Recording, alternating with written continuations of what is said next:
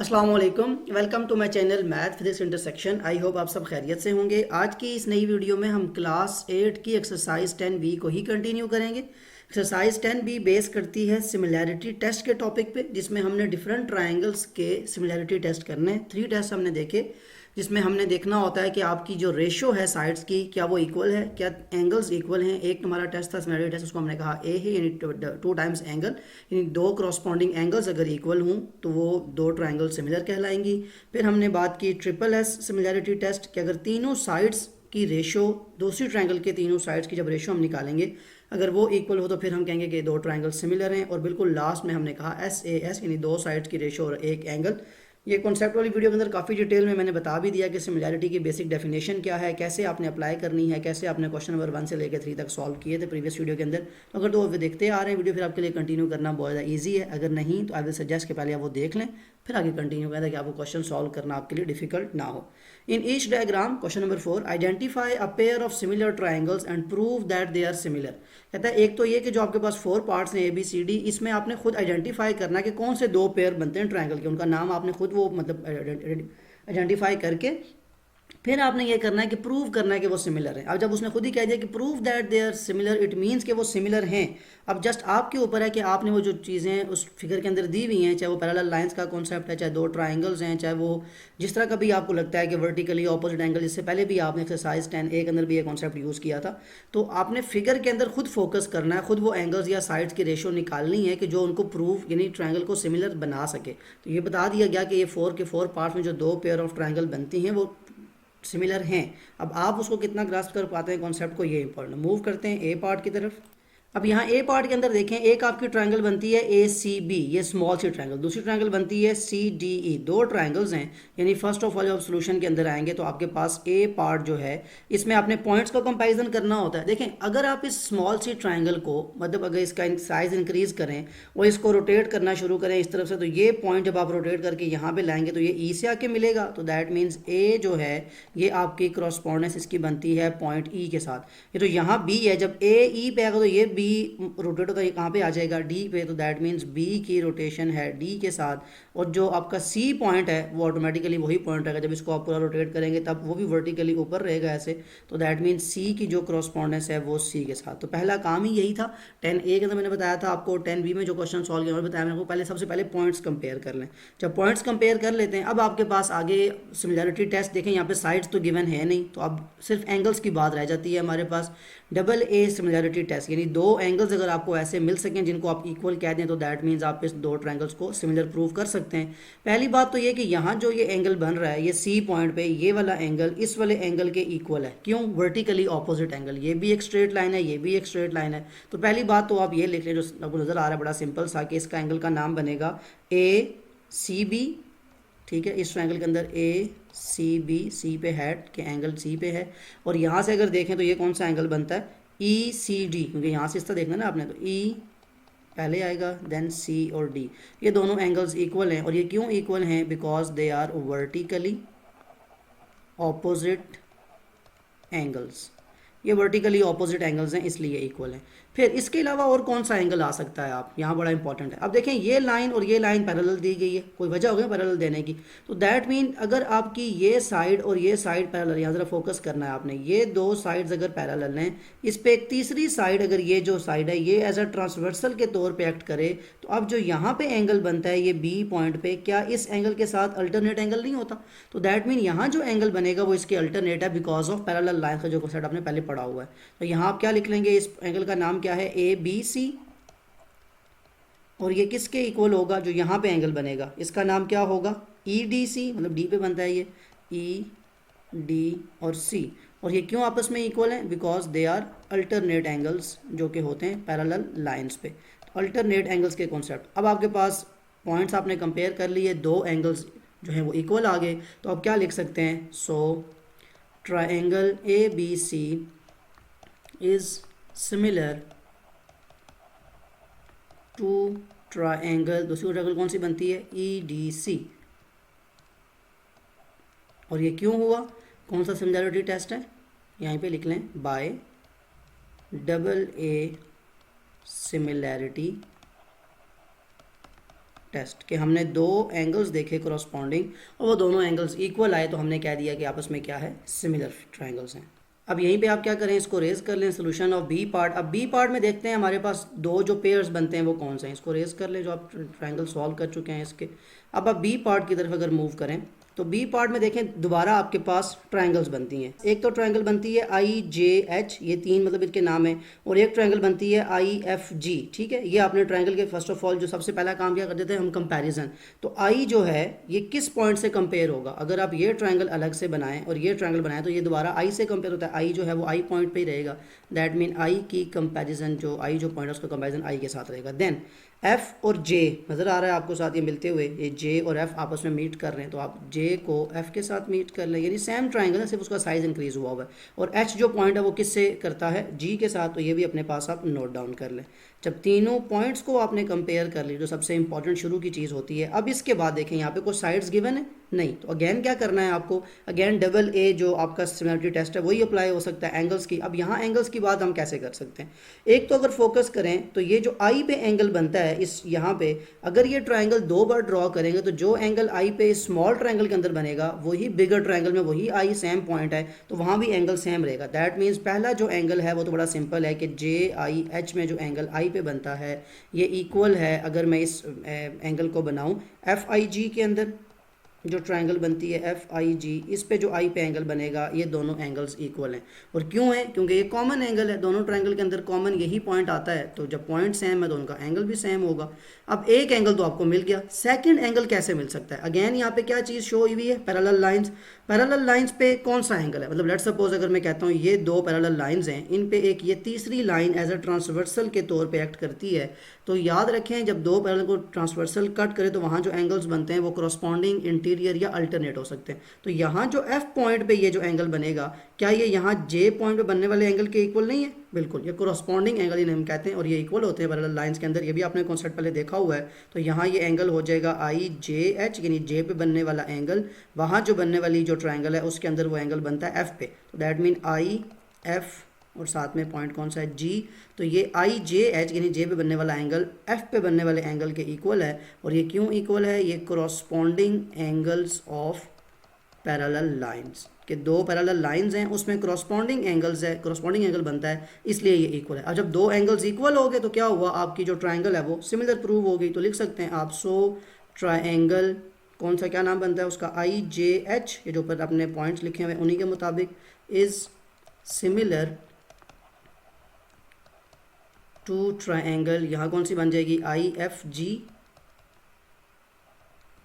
और ये किस रूल के मुताबिक आप कह रहे हैं, by double A similarity test. तो अगेन जो आपका बी पार्ट था उसमें भी आपने सिमिलैरिटी टेस्ट कौन सा लगाया, डबल ए, जिसमें दो ट्रायंगल्स आपके करस्पॉन्डिंग जो हैं वो इक्वल्स हैं, तो आपने कह दिया कि आपका बी पार्ट में जो पेयर बनता है एंगल ट्रायंगल्स का वो भी सिमिलर है। अब सी पार्ट पे आ जाएं, अब आपने क्या करना है, देखें अब कौन सी ट्रायंगल दो बनती हैं, एक तो पी क्यू आर नज़र आ रहा है आपको और एक ये। अब यहाँ पे पहले सबसे पहले क्या करना है, पॉइंट कंपेयर करना है। देखें ये बिल्कुल ऐसा ही है, जब इस पी को आप रोटेट करना शुरू करेंगे तो ये किस पॉइंट पे आ जाएगा, टी पॉइंट पे, that mean P is comparable to T, यानी ये उस तरह के पॉइंट से मिलता है। देन ये क्यू जैसे इस एस पे आएगा, जैसे बी डी पे आया था, बिल्कुल वैसे ही फिगर भी आपके सामने ऑलमोस्ट ये सेम ही है, तो क्यू आके एस से मीट करेगा, और लास्ट में जो आर है वो पॉइंट, जैसे वहाँ पे सी और सी थे, यहाँ पे आर और आर दोनों सेम पॉइंट हो जाएंगे। अब यहाँ पे आपको साइड्स गिवन है, तो यहाँ पे आपको रेशो भी फाइंड करनी है। पहली चीज़ तो वो जो वर्टिकली ऑपोजिट एंगल वाला, यानी दो साइड्स है ना, तो हम एस से एस जो सिमिलरिटी टेस्ट है वो लगा सकते हैं। यहाँ पे आर पे जो एंगल है वो यहाँ वाले आर के इक्वल होगा, वर्टिकली ऑपोजिट, बिल्कुल सेम वही चीज़ अप्लाई हो रही है। तो वो हम लिख लेते हैं सबसे पहले कि यहाँ पे जो पी आर क्यू पे जो एंगल बन रहा है आर के ऊपर हैट, ये इक्वल होगा यहाँ बनने वाले टी आर एस पे जो एंगल बनता है इसके, और ये कौन सा एंगल होगा, वर्टिकली ऑपोजिट एंगल्स, के वर्टिकली ऑपोजिट एंगल्स हैं, ये डॉट लगा हुआ है शॉर्ट फॉर्म में, वर्टिकली ऑपोजिट एंगल्स, ये इसलिए इक्वल है। अब जब ये इक्वल आ गए, अब नेक्स्ट आपके पास क्रॉसपॉन्डेंस बनती है। यहाँ पे सबसे बड़ी साइड, यानी इस ट्रायंगल में पी क्यू आर की बात करूँ, सबसे बड़ी साइड 4 सेंटीमीटर जो है क्यू आर, तो सबसे पहले आप लिख लें इस फिगर के अंदर से क्यू आर डिवाइडेड बाय इस साइड की जो दूसरी ट्राइंगल है टी एस आर, इसमें आप देखें कि आपके पास सबसे बड़ी जो साइड है वो कौन सी है, 8 सेंटीमीटर, इसका नाम क्या बनता है आपके पास, एस आर, एस और आर, तो इसको आप डिवाइड कर लें Q R by S R, इनकी रेशो फाइंड करें। क्यू आर की वैल्यू थी 4, इसकी वैल्यू है 8, 4/8 is equal to 1/2 which is equal to 0.5 या 1/2 लिखें तब भी उसमें कोई डिफरेंस नहीं है। एक तो ये आ गई। दूसरी साइड, इसमें स्मॉलर साइड की वैल्यू क्या है 3, जिसका नाम क्या है पी आर, वो भी अपने पास लिख लें, यहाँ लिख रहा हूँ मैं पी आर डिवाइडेड बाय, यहाँ स्मॉल साइड्स कौन सी है 6 सेंटीमीटर, अब इसका नाम क्या है टी आर, और इसकी वैल्यू है 3, इसकी वैल्यू है 6, 3 1s are 3 2s are, यहाँ भी कटिंग हो सकती है 1/2, यहाँ भी 4/8 इज इक्वल टू 1/2। अब दोनों की रेशो 1/2, 0.5 लिखे हैं 1/2, बात तो एक ही है, तो दैट मीन्स रेशो इक्वल आ गई है। अब जब रेशो भी इक्वल आ चुकी है, एंगल भी इक्वल आ चुका है, तो आप क्या लिखेंगे, सो बोथ ट्रायंगल्स और सिमिलर, शॉर्ट फॉर्म में लिख रहा हूँ लेकिन क्योंकि वो पूरा सोल्यूशन आपने कर लिया, आपको पता है कि इन दो ट्रायंगल्स की हम बात कर रहे हैं, और ये कैसे, मतलब किस रूल के मुताबिक आपने इनको कहा, 2 कॉरस्पॉन्डिंग साइड्स एंड 1 एंगल, तो एस सिमिलैरिटी टेस्ट के मुताबिक आपने कह दिया ये क्या हैं, दोनों ट्रायंगल्स जो हैं ये सिमिलर हैं। तो ये था आपका सी पार्ट। अब लास्ट पार्ट रह गया डी, इसमें देख लेते हैं कि आपके पास कौन से पेयर ऑफ ट्रायंगल्स बनते हैं और उन्हें आपने कैसे सिमिलर प्रूव करना है। Okay, D part. अब कौन सी ट्रायंगल्स बनती हैं, एक तो बनती है यू वी डब्ल्यू, ये देखें ये जो 8 मीटर 10 मीटर ये जो लाइन दी हुई है, और एक ये बड़ी ट्रायंगल जैसे इसमें था बिल्कुल वैसे ही। अब यहाँ कोई पैरेलल का कॉन्सेप्ट नहीं है, मतलब कोई पैरेलल लाइंस नहीं है, सिर्फ आपको यहाँ पे सबसे पहले पॉइंट्स को कंपेयर करना है, उसके बाद आप आते हैं कि आपका कौन सा रूल सिमिलैरिटी टेस्ट का अप्लाई हो सकता है। पहला पॉइंट देखें, ये यू वी डब्ल्यू या यू एक्स वाई में पहला पॉइंट जो यू है, दोनों में कॉमन है ना, जो यू यहाँ बनेगा वही यू, मतलब उसका एंगल भी कॉमन होगा और पॉइंट भी कॉमन होगा। सबसे पहले हम पॉइंट्स की मतलब जो कॉरस्पॉन्डेंस लेते हैं वो ले लेते हैं कि u जो है वो u से मैच करता है। देन ये v जो पॉइंट है x से मैच कर रहा है, यानी यहाँ पे जो पॉइंट है इसी साइज को हमने मतलब इंक्रीज किया ना ट्रायंगल को, सिमिलर उनकी वो फिगर जो होती है उनकी शेप तो सेम होती है, तो दैट मीन v जो है ये जाके करस्पॉन्ड करता है x के साथ, और लास्ट में w जो है इसकी जब साइज इंक्रीज करेंगे किससे मिलेगा, ये y से, that mean w is correspondent to y। ये हमने पहली बात लिख ली। अब अगेन आपके पास ये जो u वाली मैंने बात की थी, जैसे इस फिगर के अंदर हुआ था कि i जो है कॉमन एंगल है, यहाँ u कॉमन एंगल है, तो u का नाम क्या बनेगा इस ट्रायंगल के अंदर, वी यू डब्ल्यू, यानी u पे जो एंगल है ये इक्वल होगा वहाँ बनने वाले x u y के, और ये क्यों इक्वल है, बिकॉज ये कॉमन एंगल है, जैसे कॉमन पॉइंट था वैसे ही वहाँ पे बनने वाला एंगल भी कॉमन होगा, ये हम पहले भी बी पार्ट के अंदर देख चुके। अब इसके बाद आपके पास साइड्स की रेशो आ जाती है, कौन सी दो साइड्स हैं आपके पास, ज़रा देखिएगा। एक तो ये है कि ये पूरी मतलब अब यहाँ देखना है कि ये मतलब साइड ये खाली 4 सेंटीमीटर, ये 4 मीटर है इतनी सी साइड, और ये नीचे वाली 8 है, तो जब यू एक्स पूरे की बात करूँगा तो 8 + 4 12 होगा, इस बात को ख्याल रखना है। तो सबसे बड़ी साइड जब इस ट्रायंगल की बात करें, जो स्मॉलर साइड है, पहले इस दफ़ा स्मॉलर साइड ले लेते हैं, लाजमी नहीं है कि आप हर दफ़ा पहले बड़ी साइड को कंपेयर करेंगे, आप स्मॉल को भी कंपेयर कर सकते हैं। तो सबसे जो इस मतलब ट्रायंगल के अंदर छोटी साइड कौन सी है 8 मीटर, तो 8 को डिवाइड कर लें, यानी आपकी जो साइड बनती है वो क्या बन जाएगी, ये बन जाएगी यू वी डिवाइडेड बाय, अब इस ट्रायंगल के अंदर जो बड़ी ट्रायंगल है यू एक्स वाई, 8 + 4 12, यानी ये पूरी साइड मैं यहाँ पे लिख के बता देता हूँ कि ये यहाँ से लेके ये जो पूरी साइड है इस ट्रायंगल के अंदर ये 12 मीटर है, और ये जो पूरी है यू से लेके वाई तक ये आपकी 15 मीटर है। अब कंपैरिजन करना आपके लिए आसान हो जाएगा, तो u डिवाइडेड बाय मतलब ये U V by U X, अब यू वी की तो वैल्यू थी 8 डिवाइडेड बाय यू एक्स जो कंप्लीट बड़ी ट्रायंगल है इसकी वैल्यू है 12, 8/12 कटिंग हो सकती है, 4 2s are 8, 4 3s are 12, that mean इसकी रेशो आ जाएगी 2/3। एंड अब आपके पास दूसरी साइड कौन सी बनती है, जो बिगर साइड है, जो छोटी ट्रायंगल है उसमें तो बनती है यू डब्ल्यू, ये लिखा भी हुआ है, इसको आप लिख लें अपने पास, ये बनती है यू डब्ल्यू डिवाइडेड बाय ये पूरी साइड कितनी है, इसका नाम क्या होगा यू वाई, बहुत ज़्यादा सिंपल हो गया, यू डब्ल्यू की वैल्यू है 10, इसकी वैल्यू है 15, अगेन कटिंग हो सकती है, 5 2s are 10, 5 3s are 15, that mean इसकी वैल्यू भी आ गई 2/3। तो अगेन आपने क्या देखा कि रेशो भी इक्वल, जैसे एंगल इक्वल रेशो भी इक्वल, तो लास्ट में आप क्या लिखेंगे, सो ट्रायंगल क्या नाम बनता है U V X U V W is similar to X, तो इसके अंदर आता है ना, तो इसका नाम क्या होगा यू एक्स वाई। और ये किस रूल के मुताबिक आप कह रहे हैं, आपके पास दो साइड्स की रेशियो है, एक एंगल है, तो side angle side similarity test के मुताबिक आपने इन दो ट्रायंगल्स को भी सिमिलर प्रूव कर दिया। ये था क्वेश्चन नंबर 4 का डी पार्ट। अब मूव करते हैं क्वेश्चन नंबर 5 की तरफ। Question number 5. In each of the following figures, identify the similar triangles and find the value of x and y all lengths are given in centimetre. कहता है 4 parts हैं, अब यहाँ काम डबल हो गया। कहता है पहले तो आप खुद ही आइडेंटिफाई करें कि ए पार्ट के अंदर कौन सी 2 ट्राइंगल्स बनती हैं और क्या वो सिमिलर हैं या नहीं।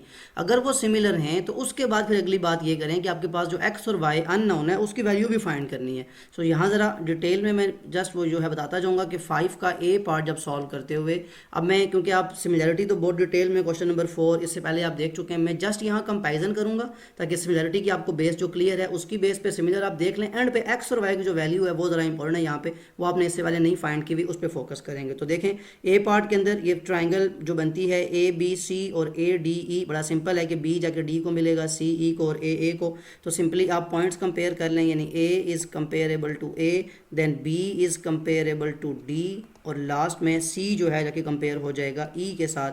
ये आपके तीनों पॉइंट्स की कंपैरिजन जो आप इससे पहले बहुत दफ़ा कर चुके। अब यहाँ पे इंपॉर्टेंट बात क्या है कि आपका कौन सा एंगल जो है वो इक्वल है। तो एक तो पहली बात ये कि जो ए पे एंगल बनेगा ये कॉमन है क्योंकि ए से मैच करे। तो पहला आप लिख लें बी ए सी पे जो एंगल बनता है ये इक्वल होगा इस ट्रायंगल वाला एंगल दूसरी ट्रायंगल के जो डी ए सी के अंदर जो बड़ी ट्रायंगल है उसमें जो ए का एंगल है उसके इक्वल है। और ये क्यों इक्वल है? बिकॉज ये कॉमन एंगल, जैसे कॉमन पॉइंट होता है बिल्कुल वैसे ही ये कॉमन एंगल है। ये एक एंगल की बात हो गई। अगेन अब दूसरी बात, क्योंकि साइड तो हमें को गिवन नहीं है क्योंकि उसमें एक्स वाई अननोन है, तो साइड्स की बात हम कम ही करेंगे। ज़्यादा फोकस हमारा ये रहेगा कि हम एंगल्स के थ्रू पहले इनको सिमिलर प्रूव कर लें। अगर कहीं साइड की जरूरत पड़ी फिर हम साइड्स देखेंगे, क्योंकि अननोन पे हम कुछ फाइंड नहीं कर सकते, डायरेक्ट उसकी रेशियो नहीं फाइंड कर पाएंगे। तो एक एंगल तो यहाँ से मिल गया, दूसरा ये और ये लाइन पैरेलल दी हुई है। अगर ये दो लाइन्स पैरेलल हैं तो इस पर ये लाइन क्या है, एज अ ट्रांसवर्सल के तौर पर एक्ट करेगी। तो दैट मीन यहाँ जो एंगल बनेगा ये इस वाले एंगल की क्या हो जाएगा, क्रॉसपॉन्डिंग। जरा फोकस करें कि दो पैरेलल लाइन पे ये आपका ट्रांसवर्सल है, तो ट्रांसवर्सल पे दो लाइंस दो एंगल्स होंगे, ये क्या होंगे, करस्पॉन्डिंग एंगल्स। तो क्या लिखेंगे आप इनको, ए सी बी, यानी इस ट्रायंगल के बनने पे जो सी वाला पॉइंट है जो उस पे एंगल बनेगा वो दूसरी ट्रायंगल के अंदर ए ई डी पे जो एंगल बनता है यानी डी पे हेड है, ये आपस में इक्वल हैं। और ये क्यों इक्वल हैं? Because they are corresponding angles of parallel lines. नज़र आ रहा है आपको सामने, वो पैरेलल लाइंस भी ड्रॉ हुई हैं, उसका एक करस्पॉन्डिंग एंगल है। अब जब दो एंगल्स इक्वल आ गए तो फिर आप क्या लिख सकते हैं, सो ट्रायंगल, कौन सी ट्रायंगल, क्या नाम बनता है इसका पहली का, A B C is similar to triangle, दूसरी का नाम क्या बनता है आपके सामने, ए डी ई। तो दोनों ट्रायंगल सिमिलर प्रूव हो गई, किस रूल के मुताबिक हुई, डबल ए सिमिलैरिटी टेस्ट के मुताबिक। अब अगली बात जो मैंने शुरू में कॉन्सेप्ट में की थी कि जब दो ट्रायंगल सिमिलर प्रूव हो जाएं, अब अगली बात सारी होती है कि उनकी तीनों साइड्स की रेशो इक्वल होती है, उनके तीनों एंगल्स इक्वल होते हैं। ये जैसे हमने कॉन्ग्रेंसी में बात की थी कि जब प्रूव हो चुका हो फिर उसकी जो 6 की 6 बातें वो प्रूव हो जाती हैं। तो अब लिखेंगे एज जो प्रूव हो चुका है, सो मतलब ये ट्रायंगल प्रूव है, since triangle A B C is similar to triangle ADE। Although एक बार लिखने की लाइन जरूरत है, फिर मैंने लिखवा दिया समझाने के तौर पे कि सिंस, यहाँ पे सिंस की स्पेलिंग भी देख लें, since triangle ABC is similar to triangle ADE, then अगर ये ट्रायंगल आपने प्रूव कर दिया कि ये गिवन है तो फिर आप क्या लिखेंगे कि अब इनकी रेशो ले लें। रेशो मतलब ये जो आपकी साइड है BC, ये BC मतलब नाम से देख लें कौन सा पॉइंट बनता है, एक ये पॉइंट और एक ये पॉइंट। तो इसके कंपैरिजन में साइड कौन सी होनी चाहिए, D और E वाली, वो गिवन है आपको, बिल्कुल गिवन है। तो फिर आप लिखेंगे जो रेशो लें अगर आप BC/DE ये इक्वल होनी चाहिए। यहाँ पे दूसरी कौन सी ऐसी जो गिवन है आपको, AC ये 12 है और ये A पहला पॉइंट है, C आखिरी पॉइंट है, तो यहाँ से पहला और आखिरी AE बनता है जो दो वैल्यूज़ गिवन है। याद रखें रेशो में अननोन फाइंड करते हुए हमेशा आपने जो अननोन है, जैसे यहाँ पे अब एक x की वैल्यू है, उसको उस चीज़ के इक्वल रखना है जहाँ आपको ऑलरेडी वैल्यू गिवन थी। बेसिकली तो मतलब ये था ना कि सारी वैल्यूज़ इक्वल हैं। मैं लिखवा देता हूँ पहले ये बात वाला, इसी को हम यूज़ कर लेंगे कि BC/AE/DE जो पहली आपकी रेशो बनती है ये इक्वल है AC/AE जो रेशो बनती है।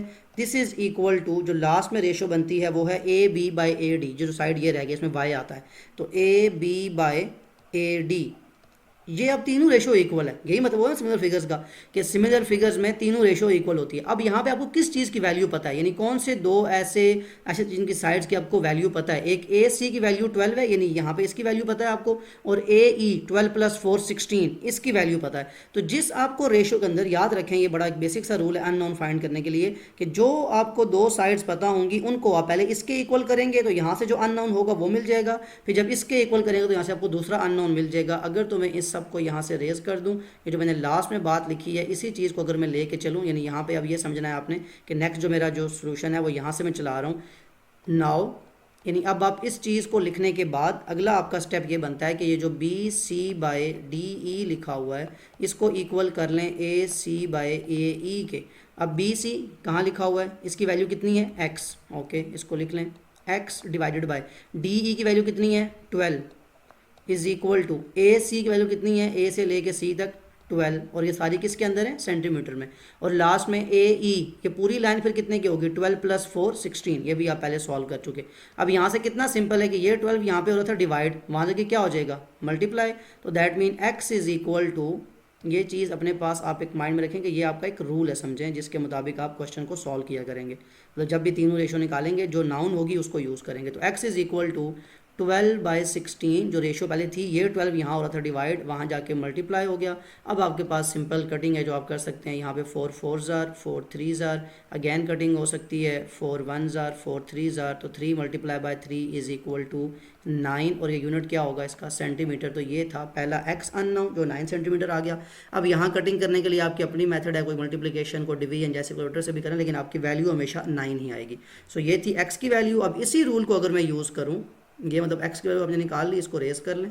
इस इतना डिटेल करवाने का मतलब सिर्फ ये है कि जो नेक्स्ट 3 पार्ट्स हैं वो आपके लिए बहुत ज़्यादा सिंपल हो जाएंगे। एंड मतलब एक्स निकाल लिया, अब ये वाली वैल्यू तो आपकी कैंसिल होगी। अब ये वाली चीज़ देखें, यानी यहाँ पे अगर आपने लिखा हुआ है A C bye A E, ये इक्वल है A B by A D के। अभी आपने देखा कि ए सी की वैल्यू है 12 और ए ई की वैल्यू है यहाँ से यहाँ तक पूरी side 12 + 4 16 is equal to A B की वैल्यू है वाई जो कि हमारा अननाउन था, डिवाइडेड बाय ए डी जो है उसकी वैल्यू है आपके पास ए डी वाई + 6। अब यहाँ देखें ये सिर्फ 6 नहीं लिखना आपने, यहाँ मिस्टेक हो जाएगी। इसकी वैल्यू कितनी है आपके पास वाई + 6।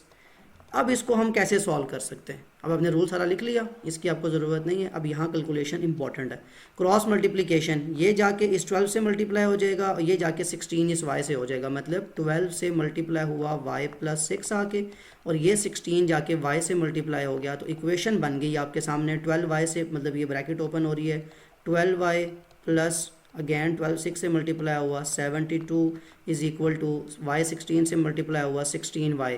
कैलकुलेशन है ये 72 यहीं पे रहने दें, इज इक्वल टू 16y, ये 12y यहाँ पे हो रहा था ऐड, आ जाके क्या हो जाएगा सब्ट्रैक्ट 12y माइनस, तो 72 इज इक्वल टू 4y।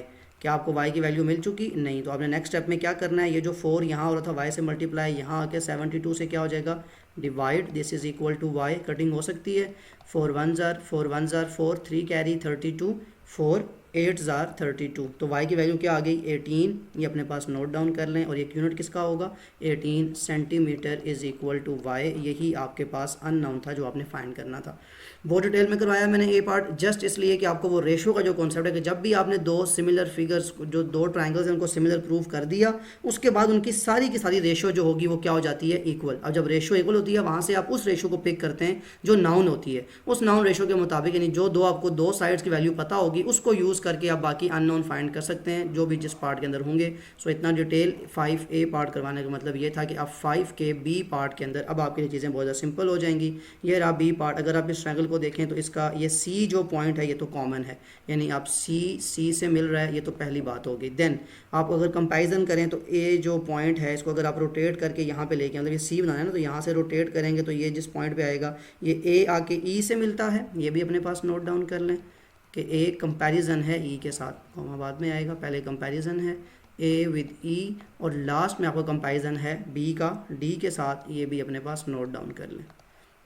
अब यहाँ लिखा मैंने इस तरह से है कि आपको ये सी मतलब पहले लिखा है जस्ट टू मेक श्योर कि आपको समझ आ जाए, अदरवाइज ये आता ट्रायंगल में ABC मतलब नाम एंड पे ही लिखा जाएगा। ओके, अब आपके पास जो एंगल बनता है वो कौन सा है, देखें यहाँ सी पे यहाँ जो एंगल बनेगा वो यहाँ वाले एंगल के वर्टिकली ऑपोजिट है। बहुत ज़्यादा सिंपल होगा। तो पहली बात आप क्या लिखेंगे कि ये जो ACB है, यानी इस ट्रायंगल के अंदर बनने वाला angle ACB, this is equal to जो उस तरफ बनता है ई सी डी जो ट्राइंगल है उसके। और ये क्यों है? Because this is common angle, ये आप पहले भी यूज़ कर चुके हैं बहुत दफ़ा, इसलिए मैंने बताया था कि सिमिलैरिटी प्रूव करना अब आपके लिए बहुत ज़्यादा आसान है। असल चीज़ है उसके बाद रेशियो में से वो अननोन की वैल्यू फाइंड करना। देन आपके पास कौन सा एंगल है? अगेन पैरेलल लाइंस हैं, ये और ये पैरेलल लाइन है, इस पे ये वाला जो पॉइंट है ये ट्रांसवर्सल है, दैट मीन्स यहाँ पे बनने वाला एंगल इस वाले एंगल के क्या होगा? अल्टरनेट। तो इसका नाम क्या है? बी ए सी, ये ए वाला एंगल बी ए सी, पैरेलल लाइंस का कॉन्सेप्ट यूज़ करते हुए यहाँ जो एंगल बनेगा इसका नाम क्या बनता है? डी ई सी, यानी ई पे बन रहा है तो डी ई सी। और ये कौन सा एंगल है? Alternate angle. ये दोनों अल्टरनेट एंगल्स हैं। अब जब दोनों एंगल आपने प्रूव कर दिए तो आप क्या लिखेंगे? सो ट्रायंगल, क्या नाम बनता है ट्रायंगल का? ए बी सी, जो पहली ट्रायंगल है, इज सिमिलर टू ट्रायंगल, दूसरी का नाम क्या बनता है आपके सामने? E D C. और ये भी आपने किस रूल के मुताबिक कहा? डबल ए सिमिलैरिटी टेस्ट के मुताबिक। अब जब आपने ये कह दिया नाउ, अब मैं वो लाइन दोबारा नहीं लिख रहा क्योंकि सिंपल है, आपको बता चुका हूँ सारा पहले डिटेल। अब आपने अननोन फाइंड करना है यहाँ पे एक्स, एक्स मतलब ए सी, ये देख लें साइड को, ठीक है, ए सी, इसकी रेशो लेनी है आपने किसके साथ? ए सी बाई ई सी, क्योंकि कंपैरिजन करें तो ये वाली साइड बनती है यहाँ पे 4 A C by E C is equal to, अब कौन सी वैल्यूज़ आपको पता है? यहाँ 5 पता है, 6 मतलब दो कौन सी ऐसी वैल्यूज़ आपको पता है? यही जो मैंने बताया अभी आपको। तो यहाँ इस ट्रायंगल में इसकी वैल्यू बनती है बी सी, मतलब नाम जो बनता है साइड का, it is divided by D C. अब यहाँ वैल्यूज़ पुट करते जाएँ, इसी के आगे मैं लिख रहा हूँ, ये इम्प्लाइज टू का साइन डाल के। ए सी की वैल्यू कितनी है? ए सी बेसिकली अननाउन है आपका एक्स, डिवाइडेड बाय ई सी की वैल्यू कितनी है आपके पास? 4, ये आपके सामने लिखी हुई है। This is equal to B C की वैल्यू कितनी है आपके पास? 6, डिवाइडेड बाय ये आपके पास डी सी की वैल्यू कितनी है? 5, सबको ट्रायंगल अंदर लिखा हुआ है। ये 4 जो यहाँ मल्टीप्लाई डिवाइड हो रहा है वहाँ क्या हो जाएगा? Multiply, that mean X is equal to 6/5 multiply by 4, 6 4 24/5, 24/5 is equal to, calculator आपको अलाउड है, कैलकुलेटर यूज़ कर सकते हैं। सिंपली यहाँ इन ट्रायंगल्स को भी आप यूज़ नहीं करें तो 24 divided by 5 is equal to 4.8। तो x की वैल्यू 4.8 और साथ में यूनिट क्या होगा? सेंटीमीटर। ये आपका पहला अननोन आ गया। अब इसी चीज़ को, ये आपको वैल्यू पता है ना B C by D C, तो इसको आपने यूज़ करना है। अब यहाँ देखिएगा ज़रा कि ये यहाँ पे सिर्फ हमने y वाली चीज़ चेंज करनी है। x की वैल्यू आपके पास आ चुकी। अब y के लिए कौन सी साइड्स चाहिए आपको? ज़रा फोकस रखें। अब y कहाँ लिखा हुआ है? इस तरफ, और यहाँ पे ये साइड बाद में ट्रायंगल आती है, पहले इस साइड को लिखा जाएगा। दैट मीन्स अगर y को ऊपर रखना है तो आपको वैल्यूज चेंज करनी पड़ेगी, अदर देन वैसे लिख लें। तो मैं यहाँ लिख रहा हूँ बी ए बाय, आपके पास दूसरी साइड बनती है डी ई, जो मतलब नाउन है, और यहाँ पे इसकी वैल्यू क्या है? B A 9 divided by D E वो unknown y is equal to 6/5। अब यहाँ पे अगेन वही क्रॉस मल्टीप्लिकेशन, 6 जाके y से मल्टीप्लाई हुआ, 5 आके 9 से मल्टीप्लाई। बेसिक इक्वेशन के रूल्स हैं, 5 multiply by 9 cross multiplication, y multiply by 6, तो ये क्या हो जाएगा? 5 9s are 45 is equal to 6y। ये 6 यहाँ पे हो रहा है मल्टीप्लाई, वहाँ से क्या हो जाएगा? 45 से divide, 45 divided by 6 is equal to 7.5 और साथ में आ जाएगा centimetre.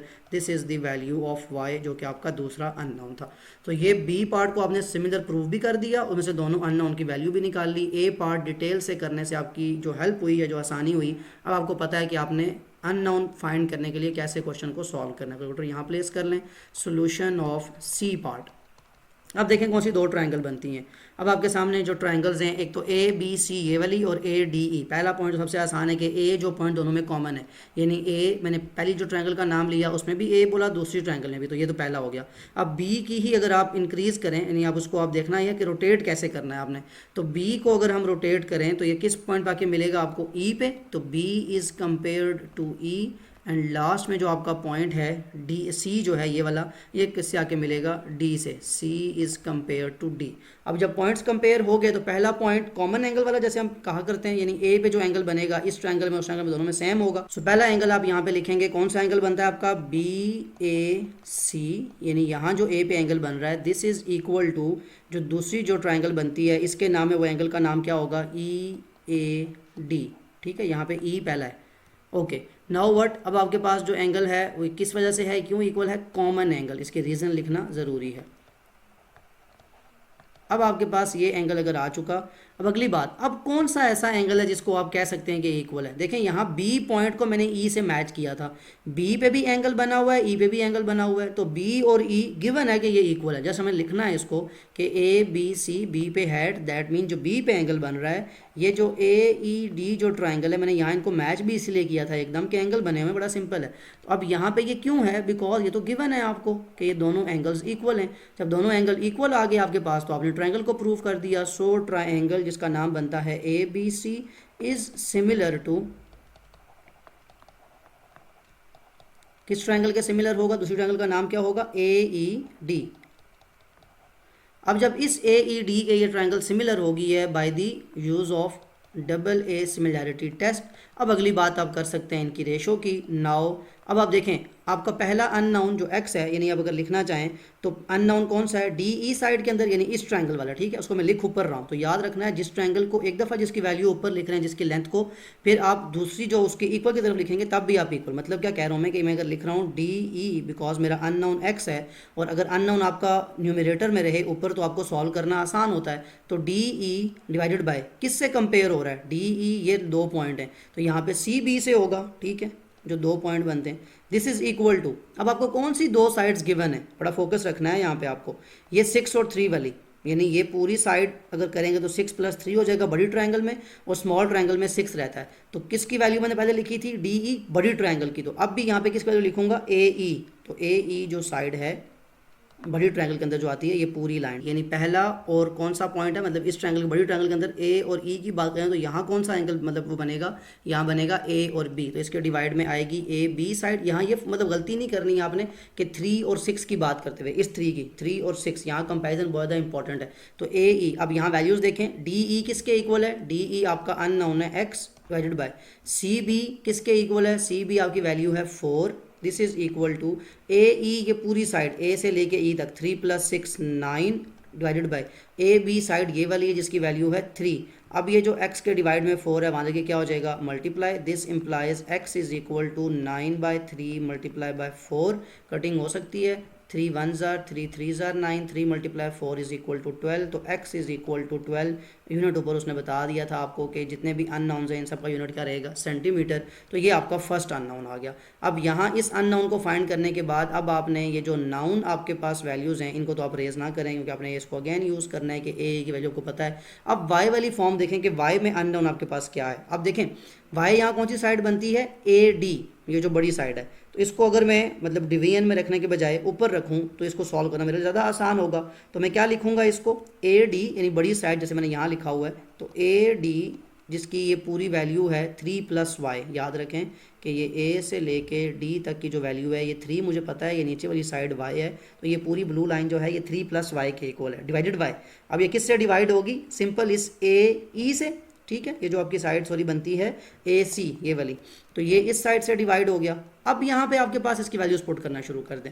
A D is equal to, अभी मैंने बताया आपको, y + 3 divided by A C is equal to 6, इसको डिवीजन में ले आए।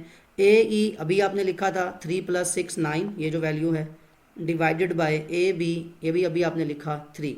अब आपके पास ये अननोन बड़े एक सिंप्लीफाइड फॉर्म में आ गया है। इस 3 को जाके इस y + 3 की जो एक्सप्रेशन है इससे मल्टीप्लाई कर दें, 6 को जाके 9 से मल्टीप्लाई कर दें, 3 × y + 3 इधर आ जाएगा 6 × 9, 3y से मल्टीप्लाई हुआ 3y + 3 3s are 9 is equal to 6 9s are 54।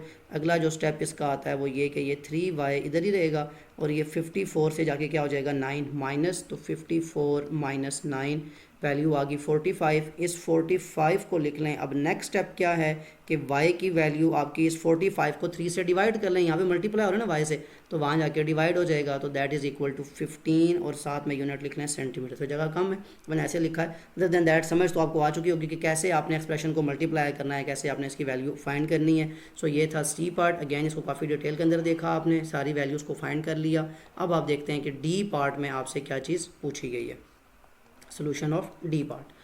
यहाँ भी आपके पास ट्रायंगल है। अब इस ट्रायंगल को आपने लिखते हुए ये ज़रा फोकस करना है कि आपके पास एक्स और वाई जो अननोन है वो किस तरह किस फॉर्म है, यानी एक तो ये ट्राइंगल है जो आपके सामने है ए बी सी, ये एक 3D शेप की तरह का बना के आपको इधर बताया गया कि ये ए डी सी इस तरफ से इसकी ट्राइंगल है, और फिर अगर इधर ही देखें तो दो एक बड़ी ट्राइंगल है ए डी एफ और यहाँ बनती है ए एफ ई, तो 4 ट्राइंगल्स हैं बेसिकली। अब कौन किसके करस्पॉन्डिंग है, किस तरह आपने इसको प्रूव करना है, ये बहुत ज़्यादा इंपॉर्टेंट है। डी पार्ट सबसे ज़्यादा इंटरेस्टिंग है, इसको ज़रा डिटेल में देखिएगा। तो सबसे पहले हम कंपैरिजन कर लेते हैं ए और ए पॉइंट का, यानी मैं किन 2 ट्राइंगल्स की बात कर रहा हूँ, ए बी सी ये जो ट्राइंगल है और ए ई एफ जो आपकी तरफ जिनका फेस है अभी जिनको आप देख रहे हैं, इस साइड के नहीं, इन ट्राइंगल्स की बात कर रहा हूँ 2 की। तो इनमें कंपैरिजन करते हुए ए पॉइंट जो है ये तो जाके ए पॉइंट से मिलेगा, पहला पॉइंट तो बहुत सिंपल। देन जो आपका बी है यही आगे इंक्रीज करके जाके ई से मिल रहा है, इसको लिख लें। एंड लास्ट में ये जो आपका सी पॉइंट है ये जाके एफ से मिल रहा है, ये तो बहुत ज़्यादा सिंपल हो गया कंपैरिजन। फिर ये जो आपका ए पे एंगल बनता है ये कॉमन एंगल होगा, तो इसको आप लिखेंगे बी ए सी जो एंगल है this is equal to E A F, क्योंकि ये भी एफ ए पॉइंट पे बन रहा है और ये कॉमन एंगल है, इसको अपने पास नोट डाउन रीज़न के साथ लिख लें।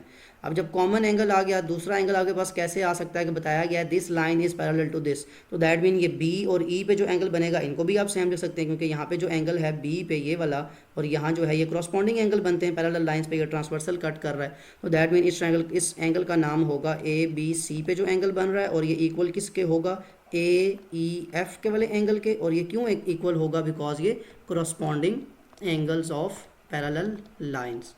रीज़न ज़रूरी है साथ लिखना, corresponding angle of parallel lines. ये आपके पास जब 2 बातें हो गई तो आप लिख सकते हैं so triangle A B C is similar to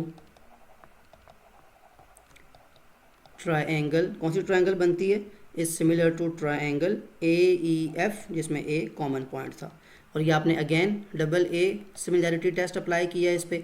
अब जब ये सिमिलैरिटी आप अप्लाई कर लिए, अब नाउ आप अननोन के अंदर आ जाएं। इसमें अननोन देखें कौन है, सिर्फ एक एक्स अननोन है, वाई दूसरी ट्रायंगल के अंदर होगा, उसको दोबारा हम प्रूव करेंगे।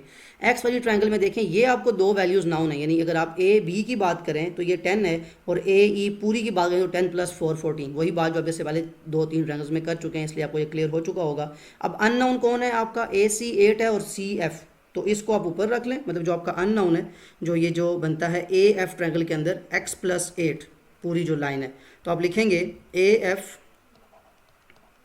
इस ट्रायंगल की बात करूँ बड़ी ट्रायंगल की, डिवाइडेड बाय ये वाली लाइन कंपेयर हो रही है ए सी के साथ, और इसी तरह बड़ी ट्रायंगल में यहाँ ये जो लाइन है ए ई, इसको डिवाइड कर लें इस स्मॉल ट्रायंगल ए बी के साथ। क्लियर होगी ये बात। अब आपने क्या करना है, वैल्यूज पुट करनी है। ए एफ की वैल्यू क्या है, ए से लेके एफ तक जो कंप्लीट लाइन है इसकी वैल्यू क्या होगी, x + 8, यानी 8 + x या x + 8 एक बात एक ही है, डिवाइडेड बाय ए सी की वैल्यू का मतलब है ए से लेके इस पॉइंट तक की, तो इसकी वैल्यू कितनी है 8 इज इक्वल टू ए ई का मतलब है यहाँ से लेके इस पॉइंट तक कंप्लीट लाइन, ये 10 + 4 कितना बन जाता है 14, डिवाइडेड बाय ए बी का मतलब है ए से लेके इस पॉइंट तक स्मॉल ट्रायंगल, इसकी वैल्यू कितनी है 10। अब इसके बाद इससे पहले आपने ऐसे क्वेश्चन सॉल्व किए हैं, क्रॉस मल्टीप्लिकेशन है, 10 जाके x + 8 से मल्टीप्लाई हो जाएगा इज इक्वल टू 8 जाके 14 से मल्टीप्लाई हो जाएगा, तो ये बड़ा सिंपल हो जाएगा। 10x से मल्टीप्लाई हुआ 10x + 10 8 * 80 is equal to 14 multiply by 8 is equal to 112। अब नेक्स्ट स्टेप के अंदर दिस इम्प्लाइज टू, मतलब जगह कम है तो मैं यहीं आगे लिख रहा हूँ कि ये 80 यहाँ था, वहाँ से क्या हो जाएगा सब्ट्रैक्ट, तो 112 - 80 is equal to 32, 10x is equal to 32। अब यहाँ पे क्या है, ये 10 यहाँ पे क्या हो रहा है x के साथ मल्टीप्लाई, वहाँ से क्या हो जाएगा divided by 10 is equal to 3.2। This implies कि x की जो वैल्यू है वो आ जाएगी 3.2 और साथ में आ जाएगा सेंटीमीटर। सो ये था आपका पहला अननोन। अब दूसरे अननोन के लिए आपको दूसरी ट्रायंगल, यानी अब ये वाला सारा काम जो आपने यहाँ पे किया डी पार्ट के अंदर, इसको रेस कर दें, बिकॉज ये 2 ट्रायंगल्स की आप बात कर चुके हैं, आपने सिमिलर प्रूव भी कर लिया। यहाँ जो आपने ये ब्लू कलर से लाइंस लगाई, अब आपने ये रेस करके अब आपके पास जो 2 ट्रायंगल्स मैटर करती हैं वो ये 2 हैं, इनके नाम क्या हैं, इनके पॉइंट्स क्या हैं, यहाँ आप लिखने हैं, इनको कंपेयर करना, फिर इनमें से अननोन निकालना है। यहाँ भी देखें ए डी सी, एक ये ट्रायंगल है, एक ए जी एफ है, कॉमन एंगल जिसमें कौन हुआ ए, तो दैट मीन ए का पॉइंट ए से मैच कर रहा है इधर भी। अब अगला पॉइंट ये जो सी है इसको इंक्रीज करें तो ये आके एफ से मिल जाता है, सी इज कंपेयर टू एफ, या सी एफ से मैच होता है, और जो आपका डी पॉइंट है ये जाके जी से मैच होता है। ठीक है, अब यहाँ सिर्फ नाम चेंज हुए, बाकी तरीका जो ट्रायंगल्स की इंक्रीजिंग है वो सारी बिल्कुल उसी पैटर्न में जिस पैटर्न में यहाँ आपके सामने थी। अब आपके पास कॉमन एंगल ए पे बनता है, तो अगेन वही बात पहले लिखेंगे, आपके सी ए डी जो एंगल है ये इक्वल है दूसरी जो ट्रायंगल है उसमें बनने वाले एफ ए जी, यानी यहाँ पे भी ए पे हैट रहेगी और ये क्यों इक्वल हैं, because these two are common angle या कॉमन पॉइंट्स थे, इसलिए यहाँ पे एंगल भी कॉमन होगा।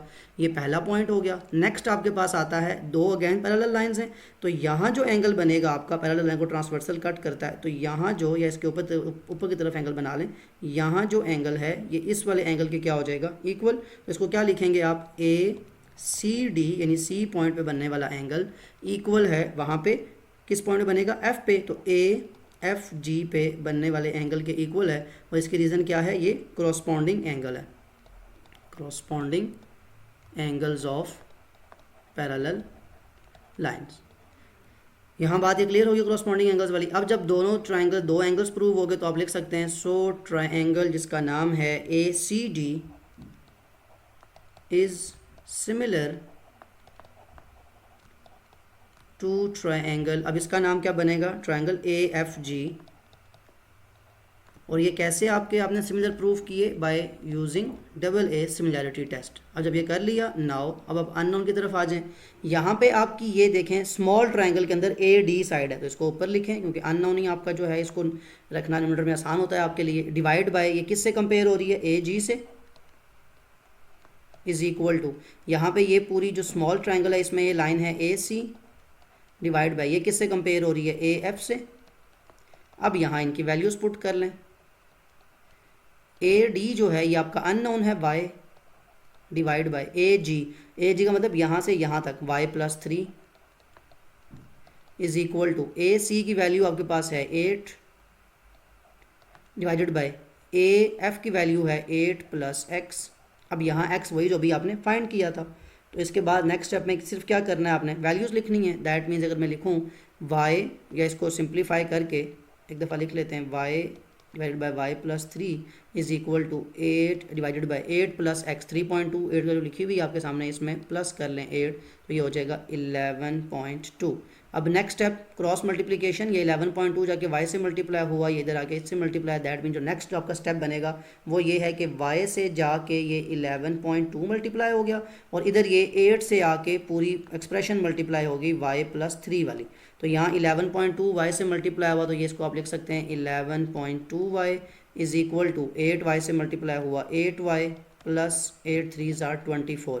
ये 8 y जो यहाँ पे ऐड हो रहा है वहाँ जाके 11.2 से माइनस हो जाएगा। दैट मीन्स 3.2 y, ये नेक्स्ट स्टेप जो आपका बनेगा यहाँ पे वो आ जाएगा 3.2 y is equal to 24।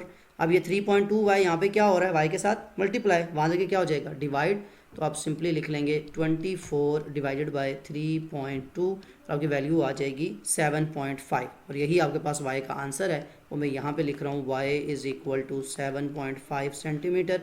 Space कम थी इसलिए मैंने, बिकॉज जो मैंने फिगर यहाँ पेस्ट की हुई थी उसी के सामने मुझे समझाना है, इसलिए ज़रूरी था कि आपको फिगर का वो ज़रा सहन में रहे कि कैसे आपने 8 प्लस एक्स वाई प्लस 3 सारी चीज़ें लेके चलनी है साथ। बहुत ज़्यादा इंटरेस्टिंग क्वेश्चन था जहाँ पे आपने दो एक तरह की पैरामिड की शेप है, जैसे इस तरफ ट्राइंगल है उस तरफ भी ट्राइंगल है। ये जो पिछला आपका चैप्टर नंबर 9 था उसमें आपने पैरामिड्स पढ़े थे, उसी की बेस को आगे लेके चला ट्राइंगल्स को। अब यहाँ बेस जो है आपका वो स्क्वायर रेक्टेंगल की शेप है, उस पर ट्राइंगल्स बने हुए हैं। तो बड़ा इंटरेस्टिंगली आपने एक क्वेश्चन को इसमें से अननोन निकाले एक्स और वाई की फॉर्म में, ऐसे क्वेश्चन पेपर में ज़रूर आते हैं। तो फोकस करिएगा, यहाँ कॉन्सेप्ट क्लियर रहे। इतना डिटेल में इतना कॉन्सेप्ट वाइज बताने का मतलब भी सिर्फ यह है कि जब आपके सामने कोई अनसीन ऐसी फिगर आ जाए तो उसको सॉल्व करना आपके लिए आसान हो। लास्ट क्वेश्चन नंबर 6 रह गया, उसकी तरफ मूव करते हैं। Question number 6. In the diagram, AB is equal to 5 centimeter, AD is equal to 2 centimeter, BD is equal to 6 centimeter and CD is equal to 15 centimeter. जो वैल्यूज़ यहाँ लिखी हुई हैं वही यहाँ ड्रॉ करके भी दिखा दी गई हैं। पूरी फिगर यहाँ इसलिए मैंने पेस्ट कर दी थी, जो एंगल है वो भी यहाँ बना दिया गया। फर्स्ट पार्ट कहता है prove that triangle A B D and triangle D C B are similar. ऐसे क्वेश्चन एक्सरसाइज 10A में भी था। जब यहाँ पे खुद ही आपको ट्राइंगल का नाम लिख के दे दिया तो फिर आपके लिए कंपैरिजन करना कुछ सोचना मुश्किल नहीं है। यहाँ पहला पॉइंट इसके पहले पॉइंट से मैच करेगा। दैट मीन जब आप इसके जो फर्स्ट पार्ट में कंपैरिजन में आएंगे, हमने प्रूव करना है कि ये सिमिलर है, उसके लिए क्या करना होता है, पॉइंट्स मैच करने होते हैं। तो ए जो है ये किससे मैच हो रहा है, डी से, बी किससे मैच हो रहा है, सी से, और लास्ट में जो आपका डी है ये अगेन किससे मैच हो रहा है, बी से। तो आपने पॉइंट्स मैच कर लिए। पॉइंट्स के बाद अब आपने क्या फाइंड करना है, सिमिलर। अब यहाँ एंगल तो सिर्फ आपको एक गिवन है, अब इस एंगल के अलावा आपको तीनों साइड्स गिवन है यहाँ पे, तो क्यों ना आप रेशो फाइंड कर लें। सिर्फ आप लिखते जाएं। देखें यहाँ से अगर मैं लाइन लेता हूँ, ये ए और बी पहले 2 पॉइंट, इसकी रेशो डिवाइड बाय यहाँ से पहले 2 पॉइंट लिए, तो इस ट्रायंगल के पहले 2 पॉइंट कौन से बनते हैं, डी सी। इनकी रेशो निकाल लेंगे। सिमिलरली पहले एक दफ़ा लिख लेते हैं, फिर बाद में वैल्यूज पुट करेंगे।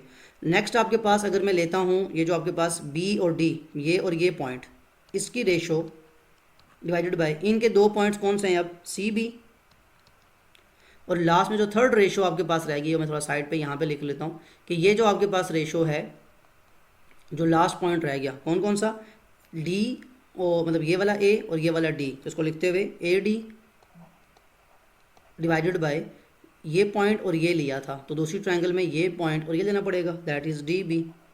अब आप इन सब की वैल्यूज़ लिख लें, आपके पास रेशो आ जाएगी। सबसे पहले ए बी पे आ जाए, कहाँ है ए बी, ये दिया हुआ है क्वेश्चन के अंदर, कितनी है 5 centimetre, divided by D C की वैल्यू कितनी है, ये लिखी हुई है, डी सी लिखें या सी डी लिखें एक ही बात है, that is 15, and 5 divided by 15 cutting हो सकती है, 5 1s are 5 3s are, that means 1/3, ये पहली वैल्यू आ गई। बी डी की वैल्यू ये लिखी हुई है 6 डिवाइडेड बाय सी बी की वैल्यू 18, अगेन कटिंग हो सकती है, 6 1s आर 6 3s आर, यानी यहाँ भी रेशो कितनी आ गई 1/3। लास्ट में ए डी ये लिखा हुआ है, A D that is 2 divided by D B, where is D B 6 centimetre, again cutting हो सकती है, 2 1s आर 2 3s आर, तो यहाँ भी रेशो क्या आ गई 3 1/3। जब तीनों रेशो 1/3 हैं तो कितना आसान है, आप लिख देंगे so triangle A B D जिसका नाम हमें लिखा गया था इज सिमिलर, ये सिमिलर है टू ट्रायंगल जिसका नाम दिया गया था D C B by triple S similarity test, कि ये जो दो ट्रायंगल्स हैं ये सिमिलर तो हैं लेकिन किस रूल के मुताबिक हैं, ट्रिपल एस सिमिलैरिटी टेस्ट के मुताबिक। सो ये आपका ए पार्ट सॉल्व हो गया, यही आपने फाइंड करना था। अब नेक्स्ट वो बात, find D A B, angle D A B कहाँ बनता है, फर्स्ट ऑफ ऑल तो डी ए बी यहाँ पे जो एंगल बनता है इसको फाइंड करना है। अभी आपने कहा कि दोनों ट्रायंगल सिमिलर हैं, सिंस, दोबारा वो लाइन लिख लें, सोल्यूशन आ जाए, सेकेंड पार्ट का सोल्यूशन है, since triangle A B D is similar to triangle D C B, कि अगर दोनों ट्रायंगल को सिमिलर हमने अभी कहा है 1 मिनट पहले, देन अब इनकी रेशो, अभी आपने ए और डी को कंपेयर किया था तो आपका जो पॉइंट बनेगा, यानी ये जो एंगल बनता है डी ए बी जो आपसे पूछा गया है, ये इक्वल होगा इस ट्रायंगल में बनने वाले डी के एंगल के जिसका नाम है सी डी बी, और ये दोनों किसके इक्वल होंगे 105 डिग्री के। तो ये आपके पास आंसर आ गया कि आपका एंगल अननोन फाइंड हो गया। क्यों फाइंड हुआ, वही जो शुरू में कॉन्सेप्ट की बात की थी कि जब दो ट्रायंगल सिमिलर प्रूव हो जाएं तो फिर उनके तीनों एंगल्स एक दूसरे के इक्वल होते हैं। तो पॉइंट डी पे बनने वाला एंगल पॉइंट ए के इक्वल है, जो पॉइंट बी पे बनेगा वो पॉइंट सी के इक्वल है यहाँ। तो ये सिमिलर फिगर्स प्रूव हो चुके हैं, जैसे हमने कॉन्ग्रुएंसी में बात की थी वही बात सिमिलैरिटी के अंदर भी है। सो यहाँ आपकी एक्सरसाइज कंप्लीट होती है। बहुत ज़्यादा डिटेल में देखा आपने कॉन्सेप्ट को, जस्ट इसलिए कि अगर ऐसे क्वेश्चन आपके सामने कभी दोबारा आए, किसी भी तरह से कोई भी फिगर ड्रॉ हुई तो आप उसको सॉल्व कर सकें, इतना आपका कॉन्सेप्ट क्लियर रहे सिमिलैरिटी का। कोई ऐसा क्वेश्चन जो मुश्किल लगा हो, कोई ऐसी चीज़ जो समझ ना आई हो, कमेंट में ज़रूर मेंशन कर सकते हैं। Other than that, take care of yourself. अल्लाह हाफिज़।